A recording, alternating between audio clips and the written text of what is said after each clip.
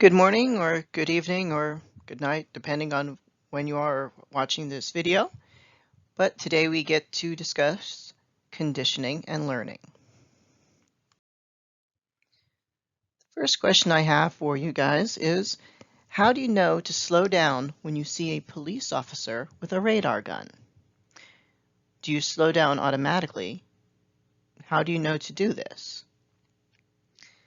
If you're like most people, you probably started to slow down after your own specific run-in, or perhaps a run-in that with your parents and the police officer, that they clocked you speeding, threw on their lights, and you pulled over and probably got a good scare.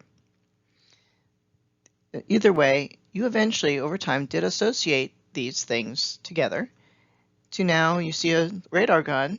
You don't even have to wait for the lights to flash. You're already going to be slowing down, likely, but even if you're not speeding. That actually starts the discussion of some of the things we have for today. The vocabulary that we need to use to at least start this lecture is on this slide here. The first, learning, is that acquisition of knowledge or skills through experience, study, or being taught. Some of these will tend to work a little bit better than others, but it all depends on the circumstance. For example, yes, all of us were probably taught that if there's a police officer, you should probably slow down. If you're speeding, you can only go the speed limit. But a lot of us do not take that lesson to heart, and we'll continue to go zooming on by until we get pulled over, or our family gets pulled over. So that's that concept of experience as a form of learning. There's also another type of learning called observational learning, which we will get to in a few slides. And that's us watching or modeling somebody else. So we're learning in that way. Another set of phrases that we need to know is this concept of conditioning. This is how you train somebody to behave in a certain way. And we have two main types. There are also little subtypes.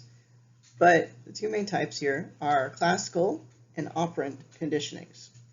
In classical conditioning, two stimuli are paired frequently enough to create a new response. So radar gun can frequently, radar gun on its own is probably pretty safe, but flashing lights, pulling over, well, eventually we will learn that the radar gun can lead to the flashing lights, and then which eventually will cause us to, pull over and eventually slow down. But eventually it does pair that the radar gun will just start to get us to slow down, and we don't need that intermediate. Of course, there's also this concept of operant conditioning, which is an association between the behavior and a consequence, which you can also make the argument that there's a little bit of operant conditioning in there too, because if you're pulled over, well, you sometimes will get a fine, and hopefully you won't speed in the future or whatever.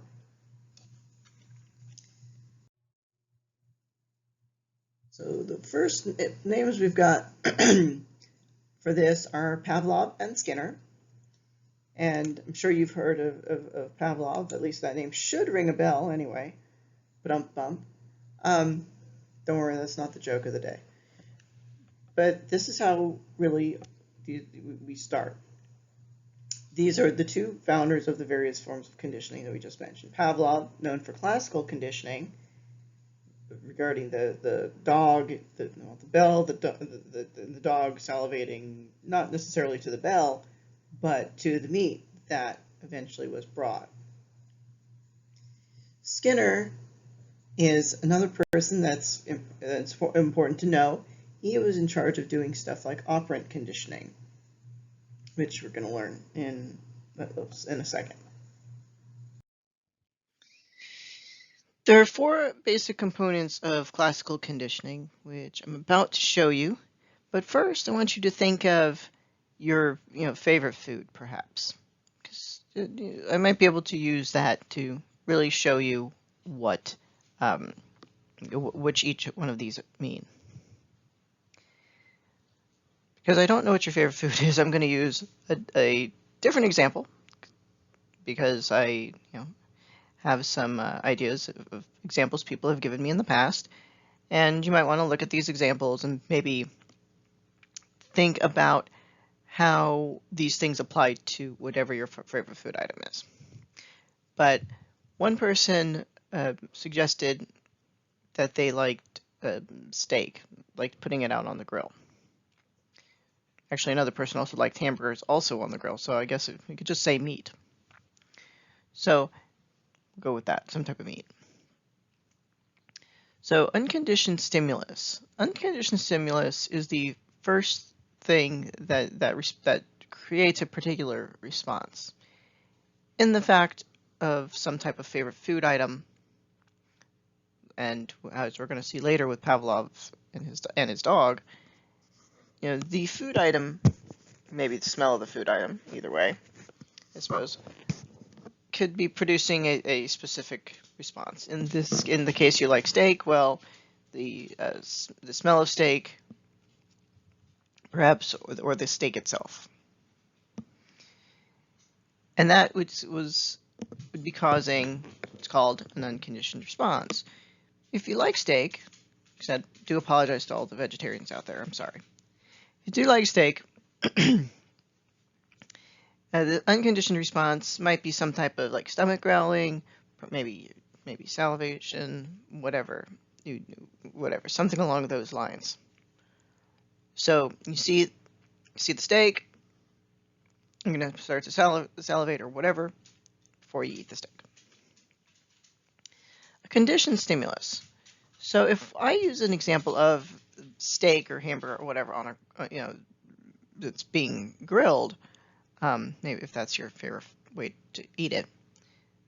The conditioned stimulus, okay, let's say it's the grill. A grill in and of itself, before the pairing, really doesn't do anything. It's just, okay, there's a grill. It is pretty neutral.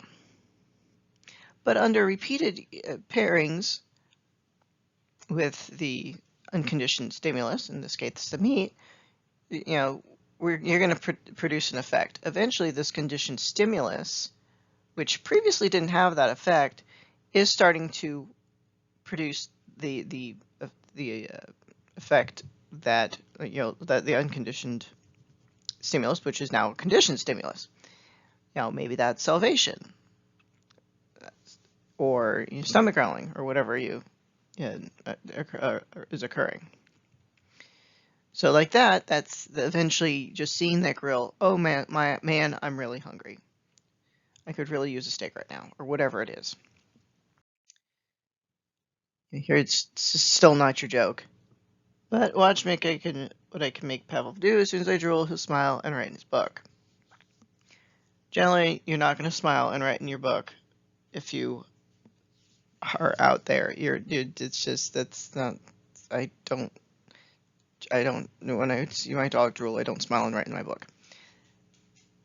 But eventually, in this case, it could get paired of now being happy. So now you've got the conditioned stimulus of drool to writing in the book. To smiling and writing in the book. So here is Pavlov's experiment. Originally, it was that conditioned stimulus, which originally does nothing. It's completely neutral.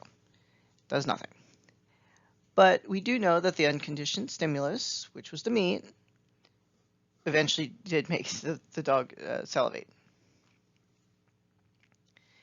After many trials, so the dog comes to associate that conditioned stimulus, the bell, with the meat, causing the drool. Eventually, just the sound of the bell alone will cause the dog to do that.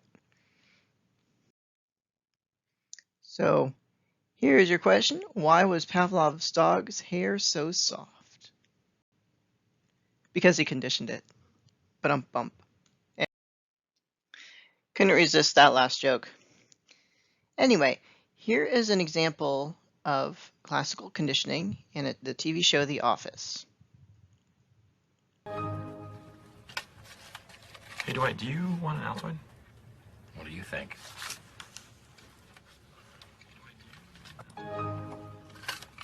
Dwight, want an Altoid? Okay.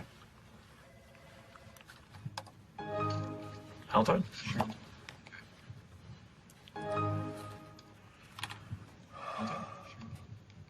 What are you doing? What? I don't know. Well, my mouth tastes so bad all of a sudden. I don't know. My mouth tastes so bad all of a sudden. And that is an example of classical conditioning. So now that you've seen that poor prank on the poor guy, I want you to just think about what I just discussed with the various forms of stimulus and response, and try to think about what could be each one of those things. What is the unconditioned stimulus? What is the conditioned stimulus? What is the unconditioned stimulus, response? And what is the conditioned response? So if you watch that closely, you'd notice that, well, the unconditioned stimulus is, well, the mint, the Altoid, whatever it was, which, jumping around just a smidgen, which has some implied, Dwight's producing some excess saliva. At least it's implied, because he says it makes comments about his mouth is dry. Now he starts to pair the mint with that computer chime. So the chime is now the conditioned stimulus, causing that last one. Now, every time he hears the chime, he's salivating, because he also has some expectation of that mint, because that's why his mouth is now getting all dry. There is also this concept that's called extinction. Now, in extinction, it's basically what's going on, is that after a while, the two things are no longer connected. So with Pavlov's dog, after all those pairings, the bell, eventually just the sound of the bell, the dog's already prepared, and he is salivating. However, what could happen if there are many, many trials with the bell alone, but he's not getting the meat, the dog food, whatever he's getting? Eventually, that concept will no longer be present. Eventually, it'll be just like they were never conditioned in the first place. The bell will, do absolutely nothing, just as it did before. And this is, an interesting little thing. How long it takes them to lose and to go extinct, that behavior can vary. Sometimes it's quick, sometimes it's longer. It depends on a variety of other factors. But once it goes back to nothing, if you wanted to try to do something like repair the stimulus again, realistically, you could. They might even learn it faster. I don't really know. But that is a possibility for that. There's also this other concept called blocking. And it's basically that something is already connected, and if you add another thing, it's just not going to connect. So in this case, we've got an example of blocking being Okay, for what we've already paired a rat. The rat has already been convinced that the bells. God, that looks like it's from Microsoft Word. Probably is actually. The bells will refer to cheese coming. So they've already paired that. And because that's already been paired to that, let's say in phase 2, they're trying to do something with the light. Because the bell has already been paired with the cheese, the light's not going to respond. And that's how that realistically is going there. It's just because it's there, a new association can't form, or really doesn't form as well. So thus the test, the light switch comes on, no one really cares. So that is basically blocking. There are some important things to know about this whole concept of classical conditioning that may find rather important, or not. The first one is that the conditioning can create many, many responses. The fact that he happened to have been collecting this dog's drool, that was just one thing measured. He just as easily could have checked other things. He could have heard, done some other physiological response that just happened to have been it. It's possible the dog's stomach started growling or something like that. It's possible that the dog calmed down or increased excitement. Who really knows? But it could have, or he could have just basically just as easily tried to do something else. So it wasn't just restricted to. So I may have spelled something wrong. It's okay. But they could have just that just happened to have been the thing measured.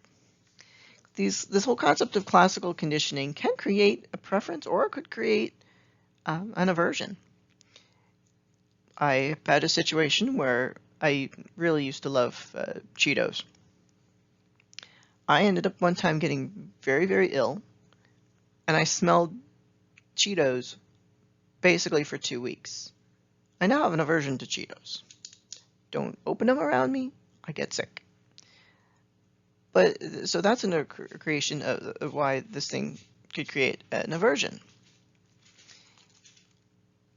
People also can use this to establish preferences.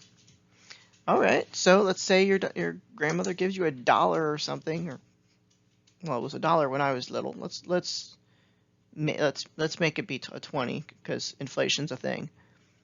Okay, so every time you try this new meal, she gives you 20 bucks. Now, you may start to prefer trying something a little bit different, at least provided the money still comes. Eventually, you might like it in and of itself own, but otherwise, maybe you'll just try it. Oh, I'd love to try some, because Grandma's going to give you like 20 bucks. You could also do that with other sorts of preferences. There are a lot of people that get various forms of sexual kinks as a form of classical conditioning. And that's another thing to think about. I know it's kind of weird, but hey, different strokes. This whole concept with this whole, like I said, preferences and aversions and stuff, this whole idea of conditioning really does underlie a whole bunch of conditions. Panic disorder, phobias. Phobias are huge. Phobias are very easily a conditioned response. And because there's it is a conditioned response, you can sit there and you can break it. Panic can be a huge feedback loop, and phobias as well. But if you can put the person in a situation where they don't have the next response, you could completely break the whole concept. So if you want to look at this whole concept of classical conditioning and really remember the fact that it is basis of these conditions, well, now you're looking at stuff like exposure therapy, you're thinking maybe flooding techniques to try to overcome these phobias. I ended up having a fear of heights for a very, very long time, and I decided I was going to overcome this fear by jumping out of an airplane, doing a charity skydive. But I was very phobic. However, I realized if I could find a way to turn off the anxiety, that would break the conditioning. So what I did is I arranged for the charity skydive, took a little bit too much sedatives. That wasn't on purpose, it really wasn't. And then was strapped to somebody else and was thrown off an airplane. I was so sedated I couldn't panic. And realistically, the phobic response didn't activate. By the end of that fall, I was much better at heights than I was before. And that's because I was simply thrown out at, like, I don't know what it was, like 14,000 feet. Like I said, I was attached to somebody else, so it was okay. You know, I used to not be able to get on a step stool. Now I can go up, you know, up on a ladder, and without too much trouble. So that's just one example of that knowing this and being able to use the classical conditioning against it. You also may need to remember that this pairing the two things together is not always sufficient for something to occur. Sometimes other things have to happen as well. Sometimes just simply one situation might not be enough. It very well might be as well if it's a big enough response. For example, if if you've had some fairly okay experiences, like I said, maybe to a restaurant, maybe maybe at one point you finally get very, very mild food poisoning for whatever reason, and ended up, but this didn't happen like the first time or anything. You might not have an issue. You may not have associated those two things in your mind. Now, if maybe the first time and you went off to a Chinese place, I'm just going to say Chinese because most of the places around my house, there have been 2 Chinese restaurants that got me food poisoning the first time. But I won't go to them. It's just those particular restaurants. So, that was a really big change. Most of the time, it's not going to respond after once. It might have to have several pairings before you're like, no thanks, I'm good. So those are at least 4 things to know. It can create lots of responses. You can create preferences and aversions.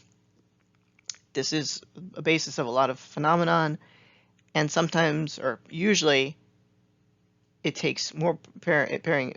It takes a lot of pairing for it to occur, and there might be other factors that could create an occurrence or not. So when we go on to operant conditioning, this is when we get into stuff like behavior and rewards and punishments and stuff like that. So in this one, we've got the operant conditioning occurs when a behavior is associated with a significant event. That's basically a reinforcer or punishment, which I'm going to get to in a second. So here we have a rat. It's always a poor rat. And we have our loudspeaker, our lights, response lever, and food dispenser. Okay, so let's say we have a situation where something comes in through the loudspeaker, and this poor rat is trained to do something. So to respond to whatever. And they have to hit a correct response. And maybe they have to do something in response to a light, or maybe they can do it in response to the noise, whatever it is. If they do something correctly and do the correct response, food gets added. So they can learn how to, and so they'll do it and they'll get their food. Perhaps if they do something wrong, perhaps the grid. I feel so bad for these rats. The grid may electrify, and well, then they're going to get punished. It all depends on how, and so eventually the rat's going to learn what to do in which scenario, what'll get them the food, and how to avoid that electric grid. This is something, this whole concept of reinforcement and punishment isn't necessarily something that's hard to learn, but usually people have problems with the concepts of positive and negative. So now the phrases positive and negative are not quality judgments. In the real world, which is not psychology apparently, positive is good, negative is bad. And that's pretty much always the thing. In psychology, however, positive and negative can mean very, very different things.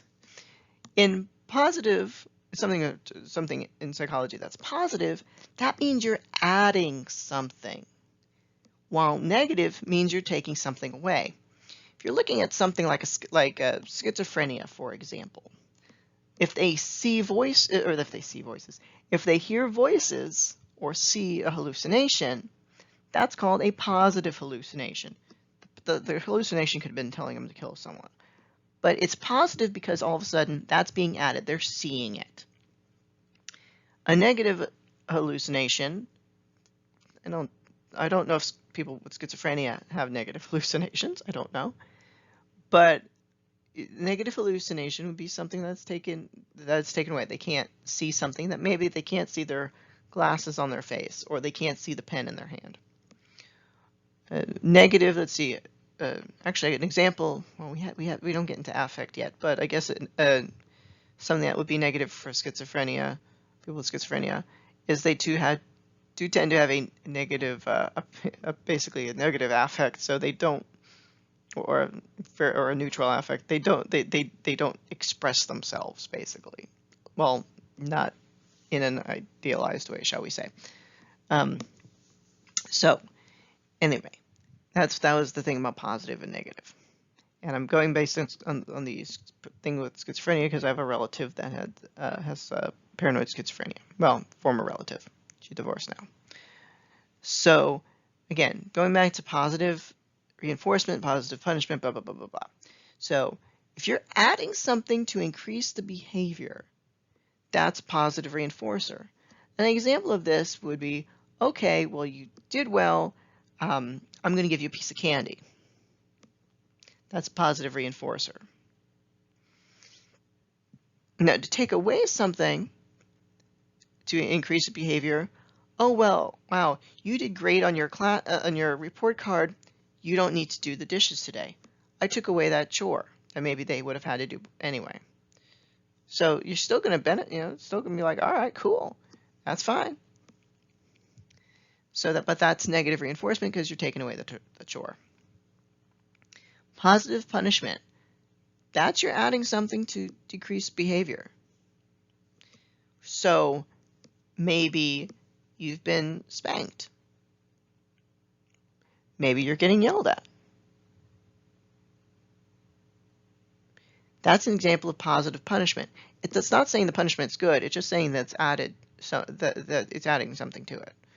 When I have to raise my voice to have people wear masks, like I'm currently doing this audio during the time of COVID, that's technically positive punishment because I'm trying to decrease their masklessness. Or you could even say it's positive reinforcement because I'm also trying to, because I'm trying to increase a different behavior. But really I'm trying to decrease, in this case, I'm trying to decrease the masklessness, if that is a word. So negative punishment. Well, negative punishment so that's you're taking away something to decrease a behavior. Let's think about something like maybe jail. You're taking away somebody's freedom, and hopefully the behavior that you're trying to get them to not do, hopefully that will help. Of course, you can also, if you're adding something to their jail time, well, you could also make the argument, I guess, for positive punishment. But that gets kind of weird because realistically you're adding something to a negative punishment already. So it gets a little bit more complicated when you're doing that. Anyway, so here's an example of operant conditioning for a TV show that I am familiar with, unlike The Office, The Big Bang Theory. Pay attention to what's going on. Well, thank you. How thoughtful. Would you like a chocolate? Yeah, sure. Are you Thanks. Oh, sorry, Sheldon. I almost sat in your spot. Did you? I didn't notice. Have a chocolate. Thank you.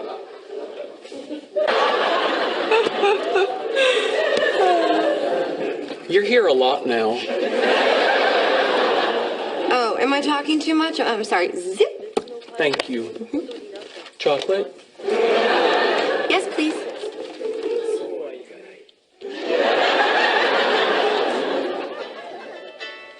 Oh, hey, Kim. Yeah, you know what? Hold on. Let me take this in the hall.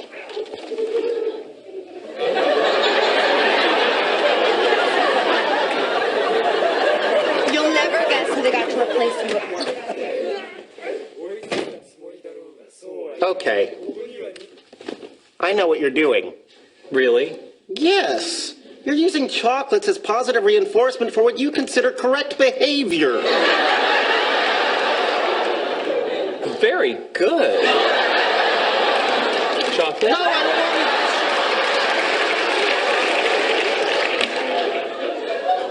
Sheldon, you can't train my girlfriend like a lab rat.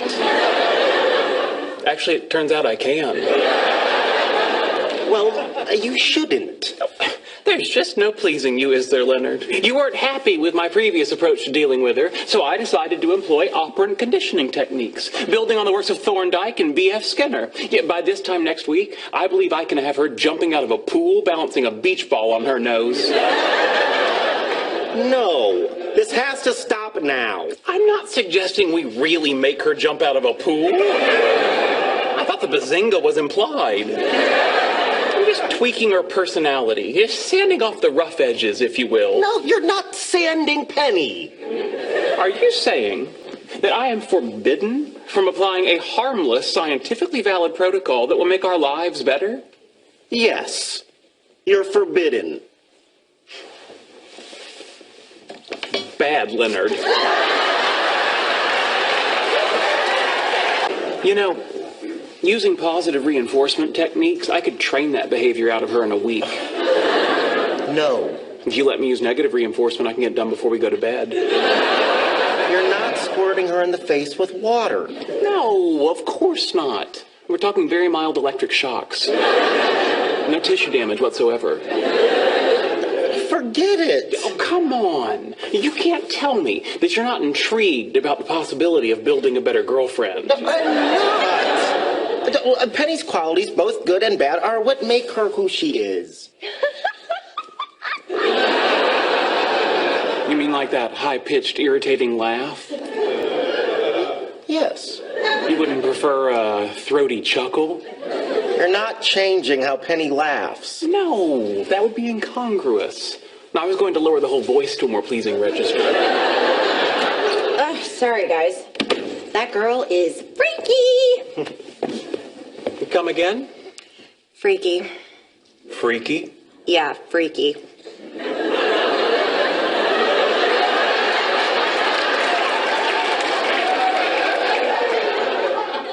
Have a chocolate. Thank you. Well, I'm going to make some warm milk and then turn in. I trust if you two are planning on engaging in amorous activities, you'll keep the decibel level to a minimum. Of course. Thank you. These are so good. Unbelievable.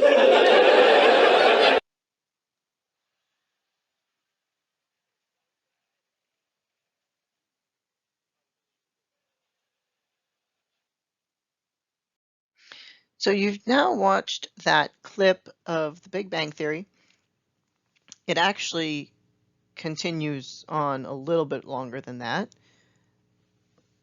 but I can summarize that in a second. So what is going on here? What principles of operant conditioning is Sheldon using to shape Penny's behavior? Well, he's already was quite accurate. He was using positive reinforcement to do this. He actually says so in the clip. Leonard is right. Leonard actually should know. I believe his mother was supposed to be some type of psychologist. And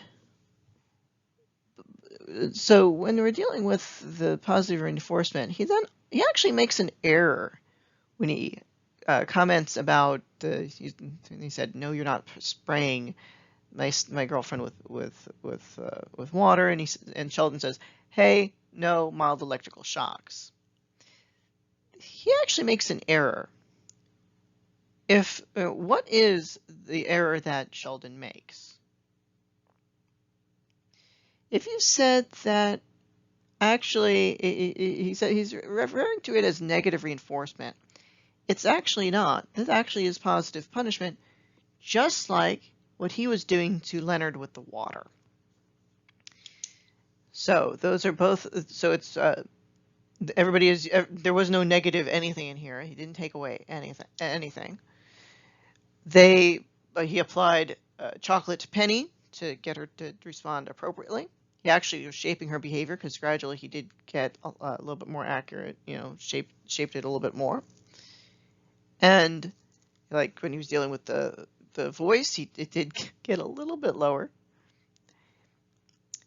But everything else was positive punishment because he was applying water to Leonard, which is annoying, and suggested positive punishment because he was actually discussing electrical shocks to Penny. In the full clip, which only just goes on for a few more seconds, Penny convinces Leonard to come over and says, "Hey, if you put together my bed, they don't have to be quiet when they engage in amorous activity." We all know what amorous activity is. So what operant conditioning technique is being suggested?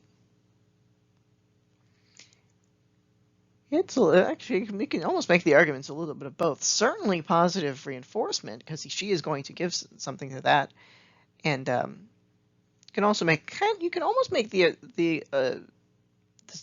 argument that could also be negative reinforcement, because that restriction on their decibel level, shall we say, is also being removed. So you can make the argument realistically a little bit of both on that one. So either way or both, whichever. But otherwise, there was no negative punishment or anything else.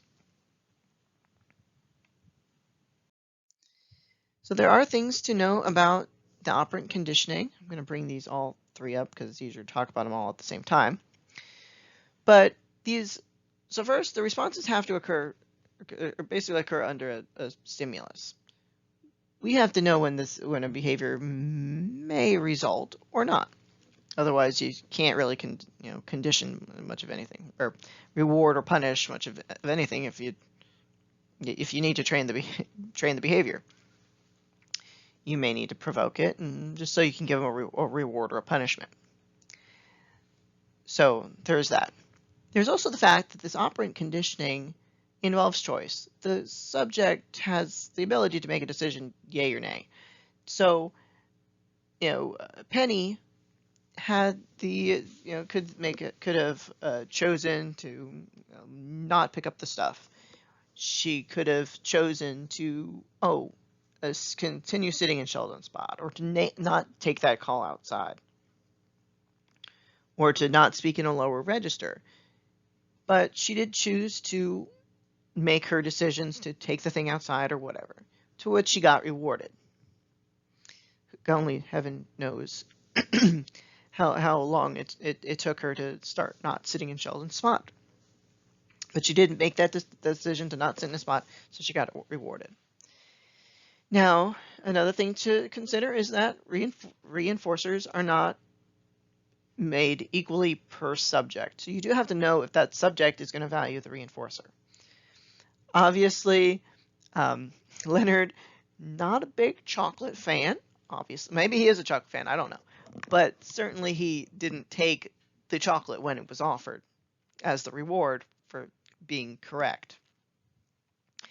Now, amorous activity, on the other hand, because he does go and was willing to put together a bed and have amorous activity at a louder than Sheldon would prefer decibel level, that Benny was able to convince him to do that because that's what Leonard valued.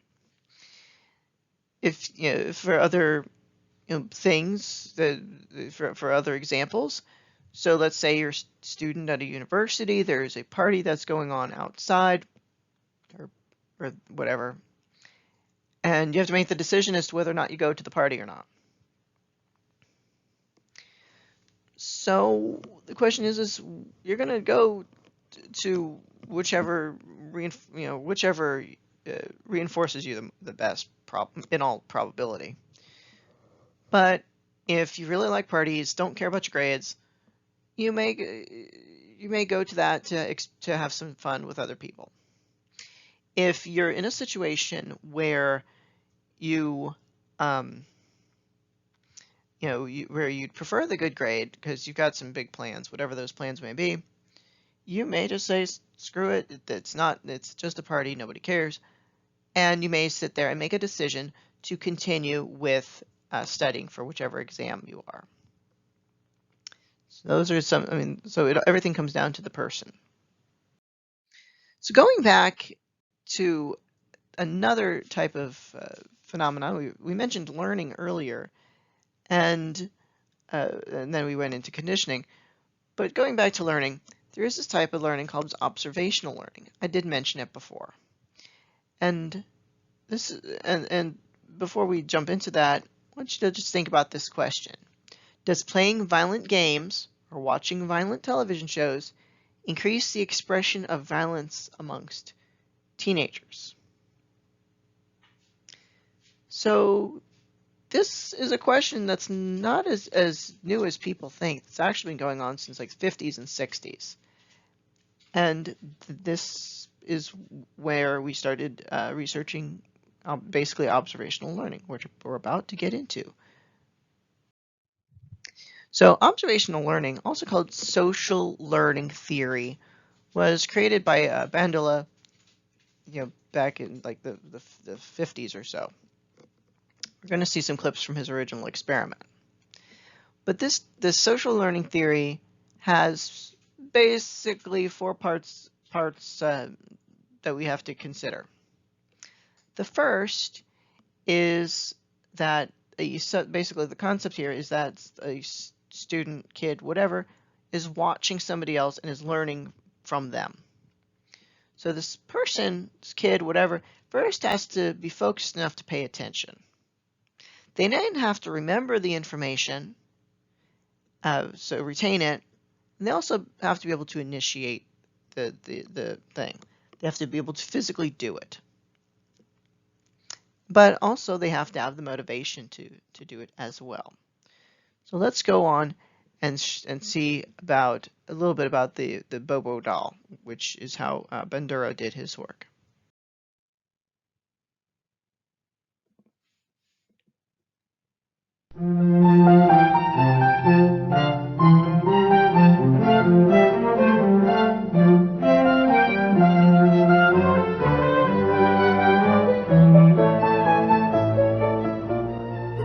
The segment you're about to see is taken from an early experiment on learning of aggressive styles of behavior through modeling. Children watched a filmed adult perform novel aggressive acts.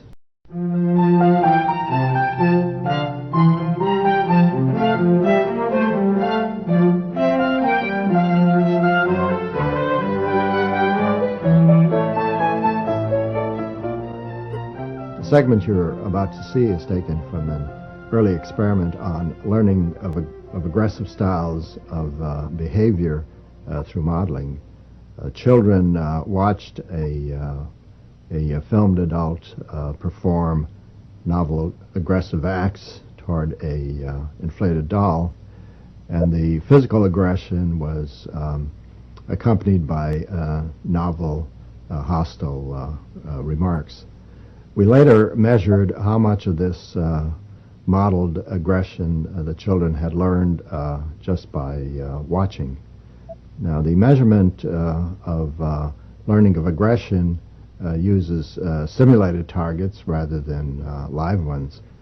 For example, to test how well bombardiers have learned bombing strategies, you would use simulated targets rather than require them to bomb San Francisco or New York. The model pummeled the doll with a mallet, flung it in the air,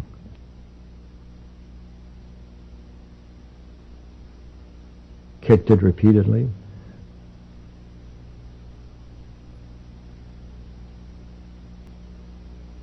threw it down and beat it.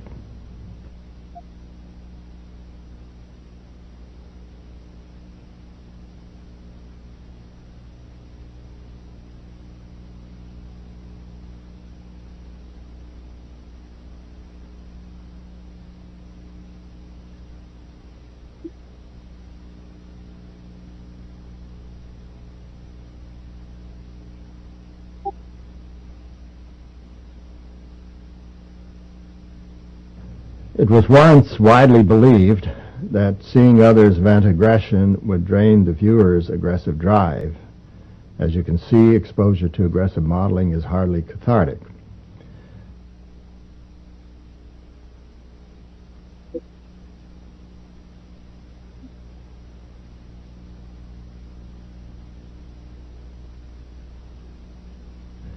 Exposure to aggressive modeling increased attraction to guns, even though it was never modeled.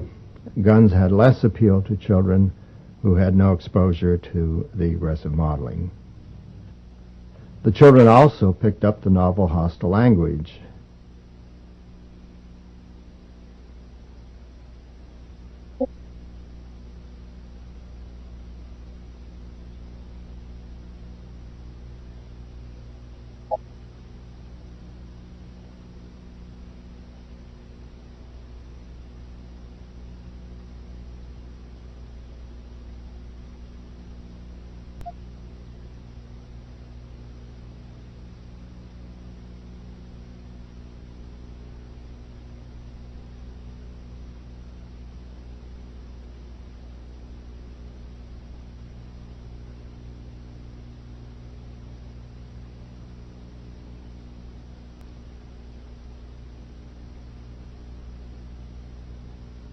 The room contained varied play materials, and children could choose to play aggressively or non-aggressively.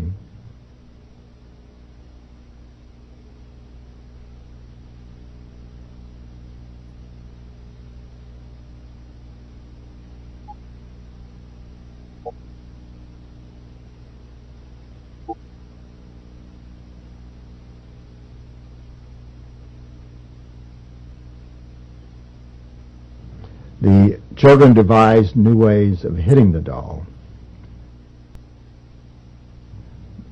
Now, the object of interest was the novel aggressive acts, not punching the doll. The children in the control group who had. So that is, what we've learned from whether people, pick up bad behavior from watching others do it. Originally, at the time, right before he did this experiment, it was thought that watching aggressive TV shows and such actually decreased your violence. I guess somehow they got it all out. I'm not really sure. But this work has been done, really since he started doing it. They're still arguing about it. And some people say his method was flawed. Others say it was fine. I don't know. I do know that, however, that we are the only ones that have school shootings, and we're the only ones that basically showed this much violence on TV. But then again, we also have stuff like more access to guns as well. So I don't know. So something more that people are going to still be working on. So there are differences in learning. We've at least learned a little bit about learning, and some of those differences are as the following. First, motivation. You have to be motivated by something, and you're usually not going to be motivated by money. I mean, it might be a small thing, but it's not going to be a huge thing. And it does have to be meaningful to you. What is meaningful to you may not be what is meaningful to me. For example, you want to motivate me, offer me some free education, some courses, some books. That's how I get motivated to do things. Give me a line on my CV. I'll be happy as hell about it. But others might have other things that they're interested in.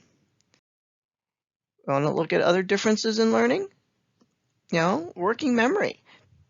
We're going to eventually cover working memory in a different lecture, but working memory, some people just don't have that capacity. Most people have a working memory somewhere between, for example, like 4 to 10 numbers. Usually 7 is considered average. But there is that difference. My working memory is actually a little bit slow. That doesn't mean I can't learn. I do learn a little bit differently. My daughter currently has issues with her working memory as well. Concepts of reasoning. Not everybody reasons the same way. Part of this could be issues with intelligence. Part of this could be issues with other just thought processes. There are a lot of different ways that people could reason things out differently. Could be issues with reading comprehension. For example, my mother is a smart woman. However, she does have issues reading. It's just not where it should be given her age. So there are these things we need to consider as well to cause that difference. She works much better if it's auditory. When I tend to create projects for people to work on, basically I'm playing with this difference in learners because I know some people don't have the best reading comprehension. You also have to control your attention. People that struggle with ADD, they might not have the most idealized situation of how to control that attention. So that can cause issues with learning. There are even more differences in learning, including anxiety. Holy moly, is anxiety a big one. So many people don't basically learn as well as they should, partially due to this whole issue of they're just kind of freaked out about it. Math anxiety, for example. Huge. But there are ways around this. People have found that while it does hurt the working memory, of course, we do know that, but writing about it and writing out how worried you are can actually reduce the worry and basically nullify some of this the hurting that it's doing to your working memory, but making it a little bit better, allowing you to learn better. Other differences in learning include expertise. For example, a person who's an expert chess player versus somebody who's a non-expert chess player, maybe, and I do know that they've done this type of study, they had people set up a chessboard, but somebody set up a chessboard, told people to memorize it. The people who had expert chess players, they did way better than the people who knew nothing or very little about chess and could replicate it better. So that's Jason Simon. That's what I just referred to. That study of chess masters. Now, it was only situated to the chessboard. When they tested it outside of the chess, well, it wasn't that much better than the non-chess players. They were much more similar. This could be because even if it's not set up for a perfect game with these chess masters, they probably have been able to chunk things. And chunking is this idea that you get a string of stuff together, and so thus you chunk things. Like if you ever look at your phone number, it goes area code, exchange, basically exchange, and the rest of the number.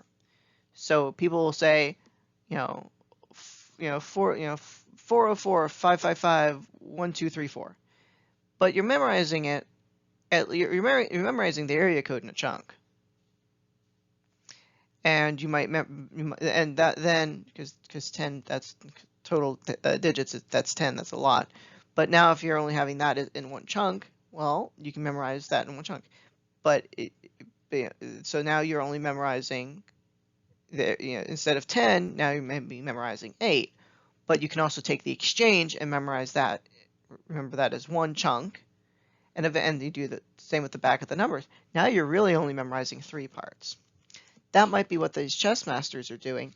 They memorized, okay, well, this first set is a normal setup, but the difference is the king is there, the queen is there, but they might be memorizing it in chunks, which would make it much easier to do it. The person who doesn't know nearly as much about chess might have a more difficult time doing that chunk because they're just not as familiar with what makes sense or not. So general principles of learning. One of these first things is this effective metacognition, which is basically a really fancy way of saying it helps to know how you think and how you are learning. Effectively, that's what it is. It's thinking about thinking, if we really want to get technical there. So this is when you're monitoring and controlling how you're learning. It helps to know how you best learn. If you best learn through visual, that's helpful to know. If you learn best through auditory, that's also helpful to know, etc. So it is, maybe you can control your learning so that one of those forms is, quite frankly, easier for you to do, and you can transfer everything so that that's how you learn. You also have to keep aware of what is going on, how to fix that, how to monitor it, and knowing how your progress is being made. You have to know what you master, maybe what you still need help with, and really target those areas that you do need help. And this the whole thing is basically improved by self-testing. You can sit there and maybe you're having issues with calculus, whatever. So keep practicing calculus, whatever your issue is. Find out where you're doing wrong, and then keep fixing it. Practice what the problem area is over and over and over again. It's really, really helpful to do. But only by self-testing. I know that takes a lot of time, but sometimes that's the only way we will truly learn, be able to figure out how we're improving, how to improve ourselves. This whole transfer appropriate processing. I'm sure at least some of you have always been told, hey, when you're about to take your test, or before you take a test, when you study, try to have a similar environment to how you're taking it. Well, that is basically that's basically a very simplistic version of what that is. They used the $10 words on this slide. I didn't create this slide, but I just borrowed it from the textbook. But it is better when that test does mirror how you were studying for it, because in theory that will reactivate, and you may even have like conditioned responses and conditioned improvements. That's what this is. We'll cover more about stuff like encoding and what that means, but that's basically learning the material effectively. But we'll explore that in actually a different lesson. So we also could look about stuff about, yes, people forget, and actually forgetting actually can be super helpful. Can you imagine what it would be like if you remembered everything? You remembered what you ate for dinner on your the 4 days after your second birthday. I mean, that's a lot of material. There are a few people that do have this perfect memory. They aren't that many. If you ever look on YouTube, look for them, they're there. But most people really don't need it, don't want it. It's just kind of no. So forgetting can be useful. It can help clutter our memories. If we had to memorize everything, it would be ridiculous. So it's good to forget. However, you actually need to reinforce some things at the very least. And while you are likely to forget stuff, if you're doing stuff like spacing out your learning, at least important learning, that actually helps reinforce it and stays in your long-term memory faster.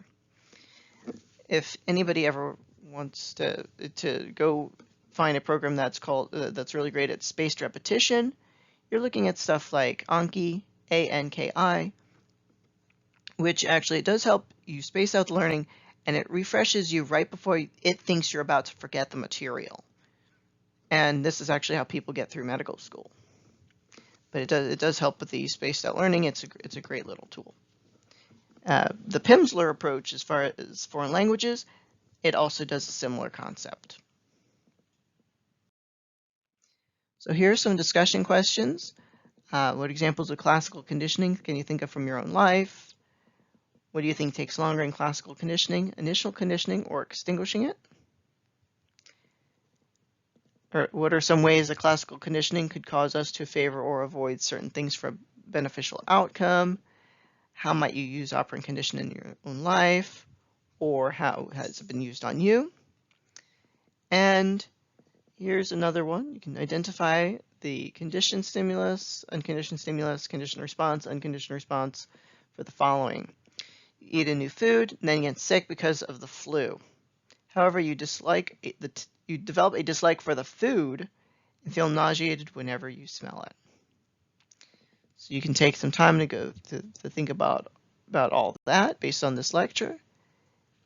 And I will be seeing you guys later.